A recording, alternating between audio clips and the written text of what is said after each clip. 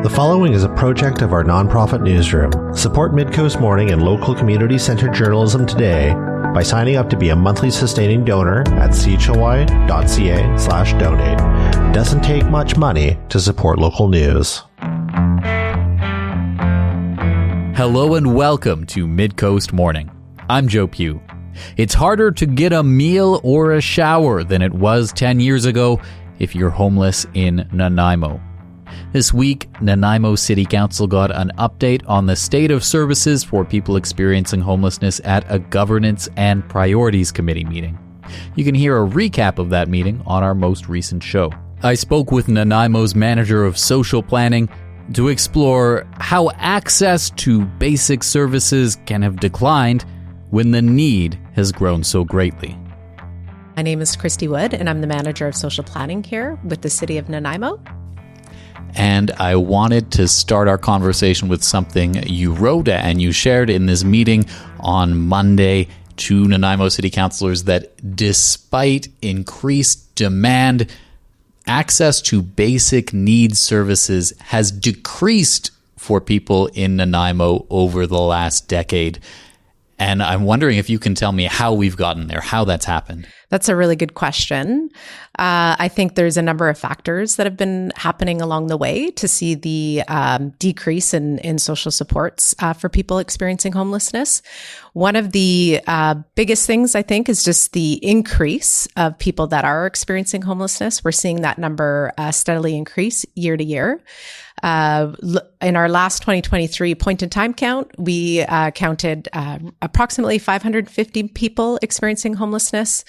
There was another count done last year in 2024, and that number, the preliminary numbers that are coming out, are closer to 621. And our frontline professionals say that that number is from 800 to 1,000. So that number seems to be increasing ever so much, putting big demand on the current services that we have. And just investment and funding for some of these basic needs services just have gone to other projects, or just decreasing in general. Can we provide people some context on when we say basic needs and when we say the access to services has declined? So, for example, specifically meal programs, the 710 Club lost a building, maybe ironically you could say was turned into supportive housing. Shower programs, access has decreased. What are the services that used to exist that no longer exist? Yeah. So just to back up a little bit. So when I talk about basic needs services, I'm talking about those essential services that we need day to day. Many people refer them to kind of our needs, like the Maslow's hierarchy of needs. So I'm talking about things like shelter, food, clothing, all those things that kind of are the first level for human decency and for us to be able to live day to day. So some of the services that we have had in the past that we no longer have, and of course you mentioned the Governance and Priorities Committee presentation, and so in there we list all the current services are there. But for example, with our meal provision, that one's been a real tricky one because we used to have a couple of indoor breakfast meal and dinner and lunch meal provisions that were available for people experiencing homelessness to come inside and have a warm meal. We lost two of those services in the last few years. As you mentioned, one of them was delivered by the 710 Club, the Breakfast Club, and that was out of the Community Services building on 285 Purdue. And that property has actually been turned into much needed supportive housing. And so now it's housing 51 people in there as well. The other dining room hall that our community had lost is through Salvation Army, the New Hope. So they fed quite a few people. I mean, they still continue to feed people, but in an outreach capacity. And we're hopeful that when they rebuild their new building, that service will come on again. But that was one of the indoor services that were available. So it really fluctuates for many different reasons why some of the basic needs services go. Another example is a shower program. So again, the Salvation Army used to provide a drop-in shower program through their shelter service, but just with increased demand and the people that they're serving within their shelter, after COVID, they weren't able to resume that service. And so the city came in to fill in a gap, and that's why they're funding the shower program down at Caledonia Park. So unless you are staying at a shelter that might have showers, there really is no other options for folks to go and get showers, free shower services. You also shared in that report that the visibility and the complexity of homelessness in Nanaimo is increasing. What do you mean when you say complexity?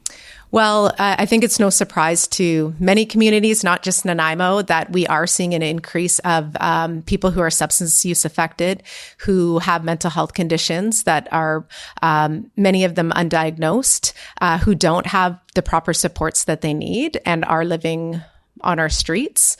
And that number has increased. You can see that from many of our coroner reports, from overdose deaths, or even just the number of people who are currently using substances. So when you are living on the street and having those medical concerns, it's very hard for you to take care of yourself. And so it's hard to access general services. It makes it really challenging for those folks. The other thing that's recently come on, and Nanaimo Brain Injury Society talks quite a bit about this, but the high percentage and the number of people who are experiencing permanent brain damage from our substance use crisis. And these folks are now suffering from brain damage as well, which then, of course, makes servicing them very complex.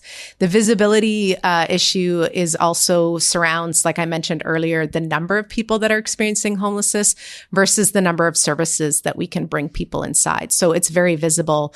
We have 63 year-round permanent shelter beds. We have 20 right now that are being funded temporarily through the hub. And in the winter, we do get an additional 64 winter shelter beds, but that definitely doesn't serve the need of the folks that are sleeping outside. So where are they going to go? And you, in your report during the meeting, you referenced other cities in BC of a somewhat similar size that have higher numbers of permanent shelter beds in the hundreds, despite having lower identified numbers of people experiencing homelessness. When you bring this up to, say, the provincial government or BC Housing, what is the response typically to that? Yeah, we do, of course, bring this up with different levels of government just to be able to bring advocacy and awareness.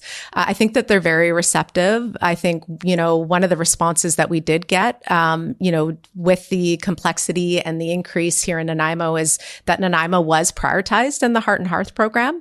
There was only 5 communities in that first round that were prioritized for this funding. And so I think that was one of the ways that the province responded. We still continue to ask for more shelter beds, and it is something that we continually ask and work with BC Housing on. But the Heart and Hearth is a really good step towards that. So you're talking about Heart and Hearth there. That program has 3 different sites that are coming online in the relatively near future, in the coming weeks and months, different spaces in Nanaimo. They're all identified right now as temporary housing for 3 years, if I understand correctly, including 1300 Island Highway in Chase River, one on 1030 Old Victoria Road, and then one at what used to be the Travelers Lodge closer to the center of town. Is there anything you think the public needs to know about those sites in particular?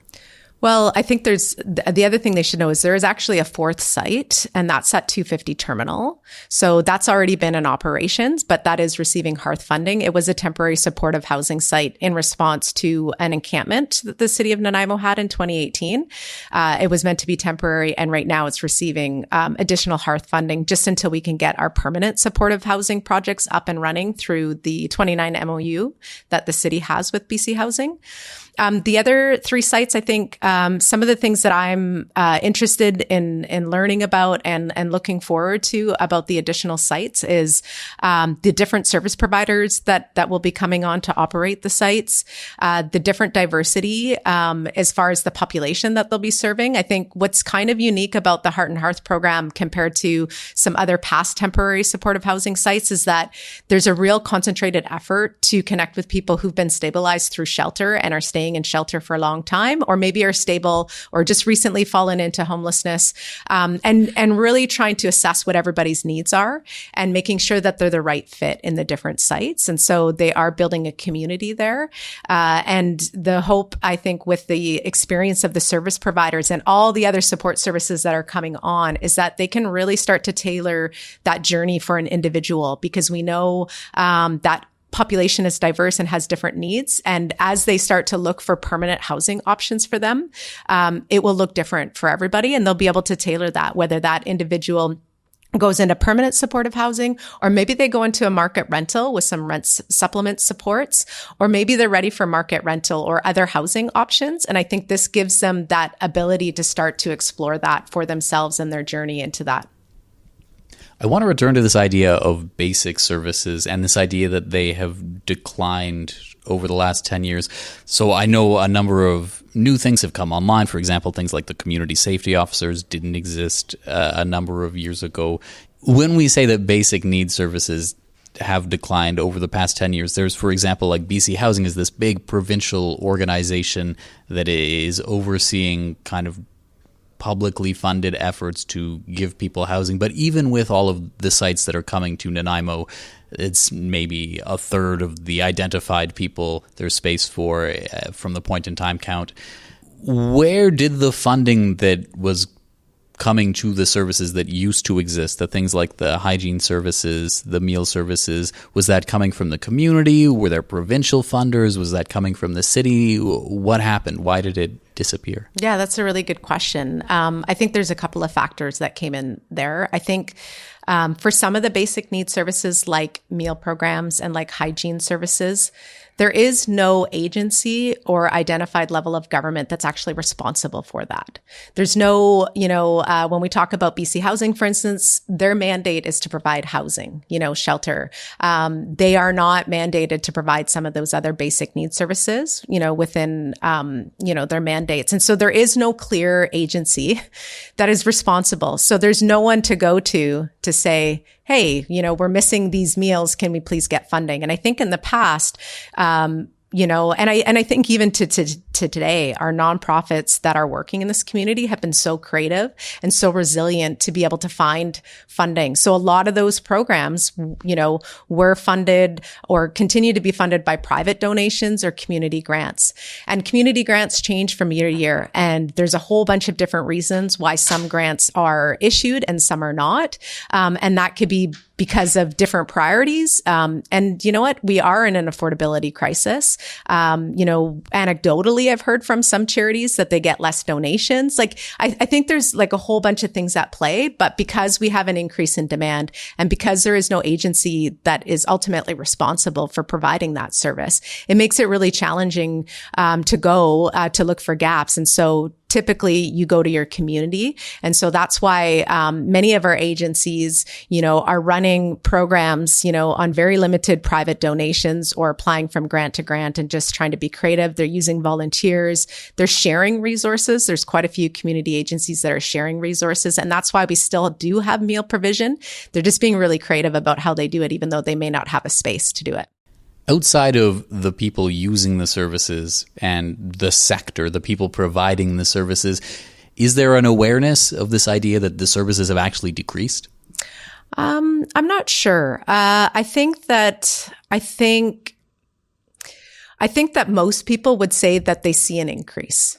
I mean, I think that most people would recognize that they see an increase in people who are experiencing homelessness. So, when you see that increase, that means folks don't have somewhere to go during the day or they don't have somewhere to go at night. And that's why they're visibly present. So that in itself, I think you could make some inference from that, but I'm not sure that people actually know the real extent of services that are available. I think that there is some awareness, at least from different levels of government now. The city is working with the Reaching Home federally funded program and community partners and BC Housing to fund a drop-in hub. So this is a daytime service that typically doesn't have a mandated agency that provides that support. And this is where people can kind of come to get their basic needs met. And I know that there's other communities across BC that are looking at similar models to be able to provide that just to meet that basic need. And the other thing that we're also learning is that because there's limited services, having a place where folks can go to get their basic needs actually provides some stability so they can actually start to engage in some long-term supports, whether that might be medical services, maybe that might be treatment services or housing services as well. So we're seeing a key role in that. And so I think you should start to see some of that momentum pick up. Are there social determinants of health, I'll maybe call them, that we absolutely need to bring to this conversation to make it worthwhile? Like, to what extent are the issues, from your perspective, driven by things like the increasing cost of housing and just affordability challenges more broadly, maybe pushing people into situations that are causing homelessness to increase, which, cause systems to need to do more to help people, which requires more funding, which maybe pushes it away from the things it used to go to, which could lead to the decline in services? Like, does that sound at all accurate? Yeah, I think you're right. I think we talk a lot about upstream services, and especially in kind of this field, we know and evidence has shown us that if we can prevent homelessness, even from a fiscal perspective, you save so much money in the long run. When people spend long time in homelessness, it's very hard to get them stable again. And so I think at the GPC meeting, there was some discussion about that too, just to how many families in Nanaimo are living precariously, from check to check. And that any kind of illness or any kind of crisis can really shake things up and, make families or individuals lose their housing. So I think more work needs to be done on that upstream to kind of prevent people falling into homelessness. And so some of the examples that I know that I've seen evidence, support and what the city is doing is around the Nanaimo Rent Bank. And so that's a program that the city funds through Connective. And that's basically meant to help a short-term crisis. So if a family or somebody, their car breaks down and they have to fix their car so they can get to work, but now they don't have enough funds to pay for their rent, they can apply for a loan. And it's a forgivable loan. And Connective offers other services in there as well. Maybe it's some budget management or connection to other employment services. So we need more of that. Another example is the rent supplement funding that the city provides as well to several service agencies here. And that's also just meant to make whatever unit that folks are living in an affordable unit for them, whether it's buffering up their income or providing, a down payment for someone for a new place to live. Are there any other solutions that you see in your work and you say, we need to be doing this, but there is some barrier preventing you from doing it that you'd like to be able to overcome? Well, I think the upstream piece is really important, supporting families, supporting children and youth with some of that affordability. We know also that food security is an issue here in Nanaimo. And so supporting some of that kind of stuff as well. I think that when we're actually talking about what's currently visible in everybody's, peripheral, whether you're looking at the downtown core, we have an opioid and mental health crisis. And that seems to be adding a lot of complexity to this housing and homelessness challenges that we're facing. And if we could figure out that, and I'm no expert, I'm not a healthcare provider or anything like that. I just know that it really presents challenges when we're trying to, provide services to the population, because it requires intensive supports, which requires quite a bit of funding to properly support. And we do know that it can cause impacts in neighborhoods, and how do we support neighborhoods as well. And so that to me seems to be one of the bigger challenges that we're facing, as well as adding the housing supply as well. And, there's not enough land, there's not enough money. I mean, there's so many different challenges that are surrounding that issue as well. So fair to say that over the last decade, if you're experiencing homelessness, it's become harder in Nanaimo to get a meal and to have a shower. That's right. Is there anything else you think people need to know about this issue? No, I mean, I think, I think one of the biggest things that I'm proud to say about this community is that we do have a lot of, individuals, community agencies, feel really blessed also to be working for a mayor and council that cares deeply about people who are experiencing homelessness. And, just pulling together where we can. And I think, the drop-in hub is a perfect example of that. It's been years. We've been trying to get a drop-in hub up and running for a long time. And we just have all the right people at the table. All the 3 different levels of government have come together to fund this drop-in hub in partnership. And so I definitely see a lot of opportunities there. You're talking about the hub there on Nichols Street / Victoria Road.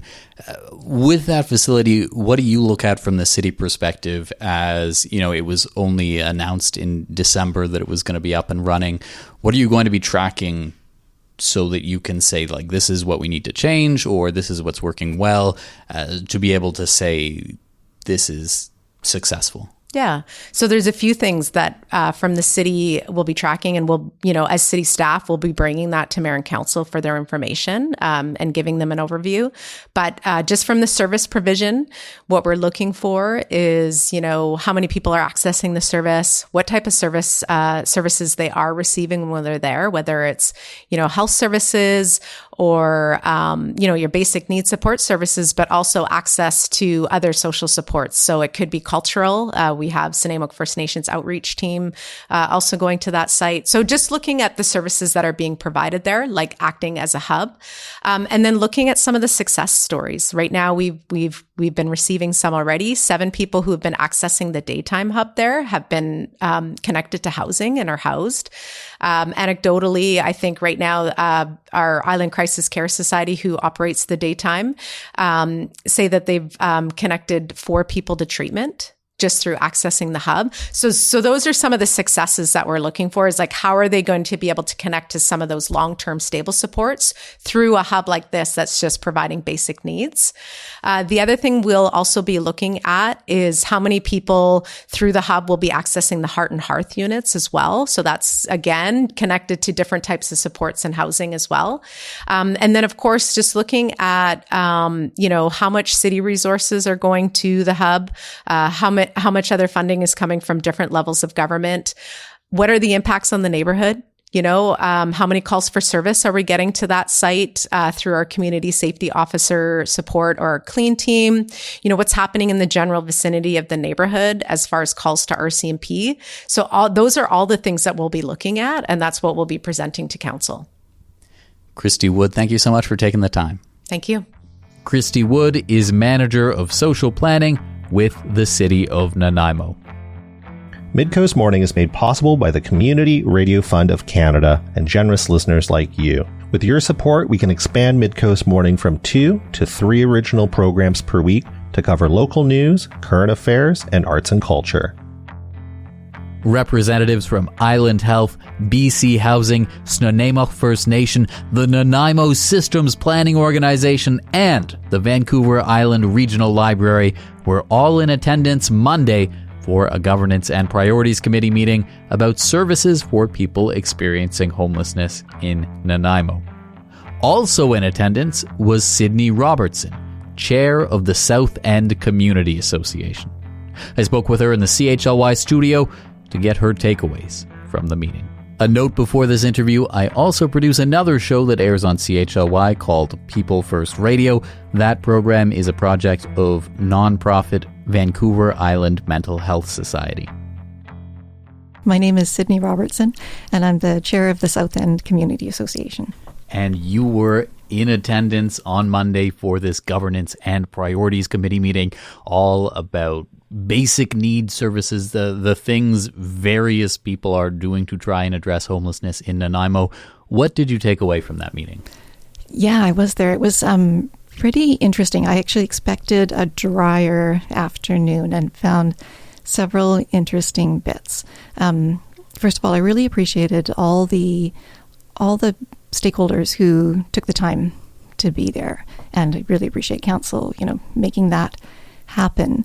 Got to say, my favorite bit was sort of strengthening my little connection with Marina White with the Nanaimo First Nation. I'm really excited to go for coffee with her and talk some more, because I just really take a lot from her perspective. But also there were some other moments. It was kind of great to hear Island Health very clearly say in their presentation that they get it, that services should be scattered throughout the city, that they need to be distributed. It's something we've been saying for a long, long time. And often hearing from the agencies that the services need to be close to the housing, and then the housing needs to be close to the services, and that turns into a spiral. So we were really pleased to hear that from Island Health. Have you seen that happening, or do you feel like you've seen plans to have that happen? To have decentralizing happen? Yeah. You know, everyone has been saying for decades that it needs to happen. But have we seen it happen? A little, but really, when you look kind of north of Northfield, not a lot. People will say, oh, but there is a supportive housing building on Uplands. And what I would say is one supportive housing building in a neighborhood is not the same as several, plus shelters, plus warming center, plus other services, plus the pharmacy. It's just not the same. We also say to other neighborhoods, other community associations, that they can absorb some of this. Every neighborhood in Nanaimo could absorb some of these social projects, these needs. They're absolutely needed in every neighborhood. We've never taken against any particular building or service or we don't have any issues with any individual offering, and we absolutely understand the need, the intensity of it, the magnitude of it. We absolutely understand that. What we've heard for years, anytime a service or a housing site is announced, not every time, but many times, well, it had to be in the South End because, fill in the blanks, because the land isn't flat enough in the North End, which I dispute, because we have several shopping malls on very flat land in the North End. But they'll say the land isn't flat, there wasn't the parcel the right size, no one would rent to us up there. I think it comes down to money. Are there any specific problems you find you have that you would directly link to supportive housing being in the neighborhood? Absolutely. Like I said, we think every neighborhood can absorb some of this. And that means that around a site, there'll be some social disorder. I think there's some of that to be expected. It could be friends, it could be people who live in the building themselves. Even a very well-run building, there'll still be some issues. People will probably, by definition, a lot of the folks in these buildings, have some issues to deal with. And when you live nearby, you absorb some of that. It can be garbage. We have a real issue with trash on our sidewalks and streets in the South End. It can be disturbances. We have a little boy that I know who lives about a block away from the warming center shelter, the hub on Nickel Street, and had friends over for a play date in the yard on a beautiful spring day, and the play date was interrupted 3 times by somebody in distress on the other side of the street, right? And the parents trying to figure out, do we call 911? It's pretty hard to book a second play date after that happens. Now, when you talk about incidences like that, how do you draw the line between, this is related to supportive housing, or, there are other kinds of facilities, services, temporary shelters? You mentioned that everyone in the sector seems to agree that there are probably 800 to 1,000 people in Nanaimo who are just homeless right now. How can you say that supportive housing specifically is related to those? That's a good question. I guess, to me, I don't necessarily separate it all out, because I've believed for a long time that the biggest issue we see in the South End isn't what goes on inside any of the sites. It's what's happening when someone is traveling between one and the next one. And there's a lot of that happens, and it happens on foot. And so that means it's happening on our sidewalks, in front of our homes, through our parks. We understand all the pressures that those folks are living with. But part of the conversation also has to be what that means for a neighborhood to day after day after day just be grappling with these difficult things. Supportive housing itself, there is absolutely some social disorder that happens around, just outside, and on the routes to and from supportive housing. Depending on the model that they're using for matching people to living there, they use some percentages for people who are more challenging or have more complex care or who are harder to house, and those numbers can add up. Because one of the other things we've been seeing is that the buildings have been getting bigger. A number of years ago, so in fact, when the social housing, the supportive housing building on Uplands was announced, it was reduced in size, and we were in there, but within conversations with BC Housing and City and everybody else before that, saying, yes, they need to be smaller. They need to be 35 units. That's at the time. That's what BC Housing was saying was the ideal size.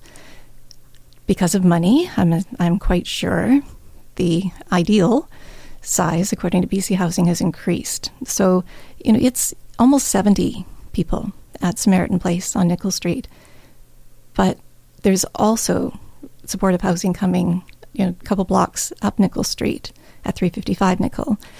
There's also the site that's just about ready to open down by Rona, and 2 sites coming to South Victoria Road. They say one is temporary. We would like to know how temporary, because it's a lot of people. You talked at the meeting about, at some of your South End Community Association board meetings, having discussions around how you can avoid othering people in the community, and I'm wondering where you're at with that. Yeah, it's a really good question. It's just come up.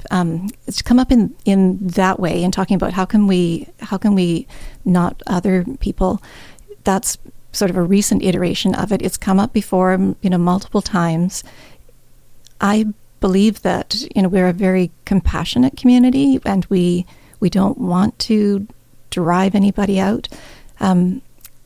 It's very hard to have these discussions, I would say particularly with BC Housing, and not have it be a completely adversarial relationship. So it's pretty difficult to go to any meeting on any part of the discussion with them and not be trying to drive home a few points while we've got them there.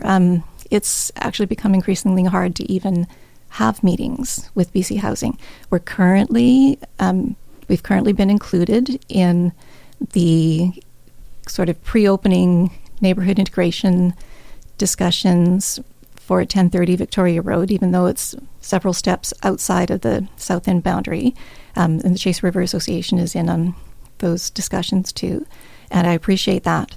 But I had a conversation almost 2 years ago probably with the regional director of BC Housing for Vancouver Island, because I wanted to know who sets the criteria when they're choosing a site, because it sounded like the criteria really tie everybody's hands and, oh no, it has to be down in the south of the city again.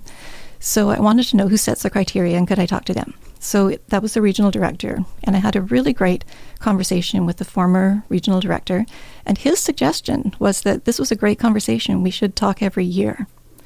The next year, people had moved jobs, and BC Housing is not open to that conversation. The topic of the conversation is, how can we decentralize? Like, how can we stop having the same conversation over and over?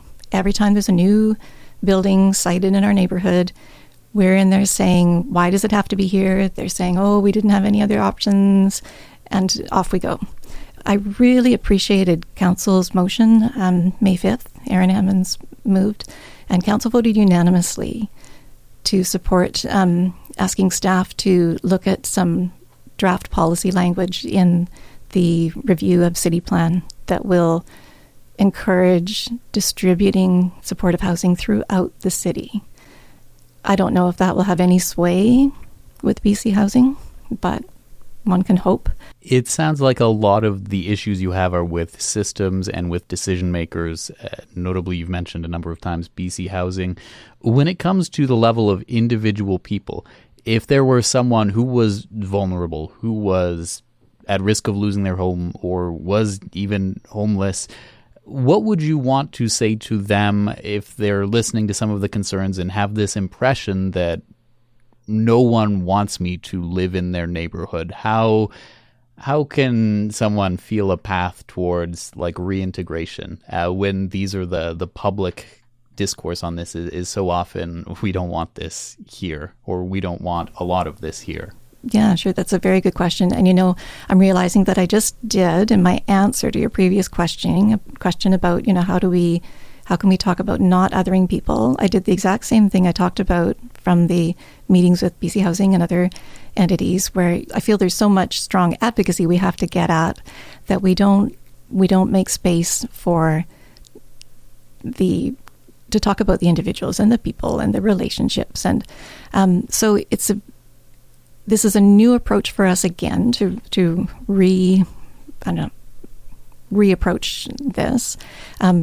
We're still just barely starting to talk about it, but I think it's going to be interesting. In the South End, we're very good at accepting what's in front of us, the reality that we're living with, and making the best of it. That's not to say we don't want things to be different in the future and that we won't advocate. But for individual people, we see these folks, we talk to these folks, they're not, it's like you said, it's the system that is the most frustrating to us. It's not these individual folks. They're just doing the best they can. What I would hope for them as well is that there's supportive housing and services scattered throughout the city, because nobody actually wants to live all in the same neighborhood.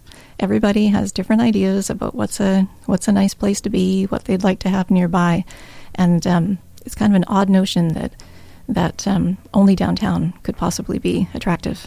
Sydney Robertson, thank you so much for coming down to the studio. Thank you for having me, Joe. Sydney Robertson is chair of the South End Community Association. That's our show for the day. Thank you for joining me. I'm Joe Pugh, host and producer of Midcoast Morning. Jesse Woodward is our executive producer, and RB Frew is our technical advisor. You can sign up for CHLY's newsletter at chly.ca/subscribe. Our theme song is First One by local Nanaimo band Waste Management. If you have a story you'd like us to cover, email us at news@chly.ca. That's all for now. I'll talk to you on another Midcoast Morning. This program acknowledges and gives thanks to the Nanaimo First Nation as we broadcast and podcast from their traditional territory. Thanks for listening.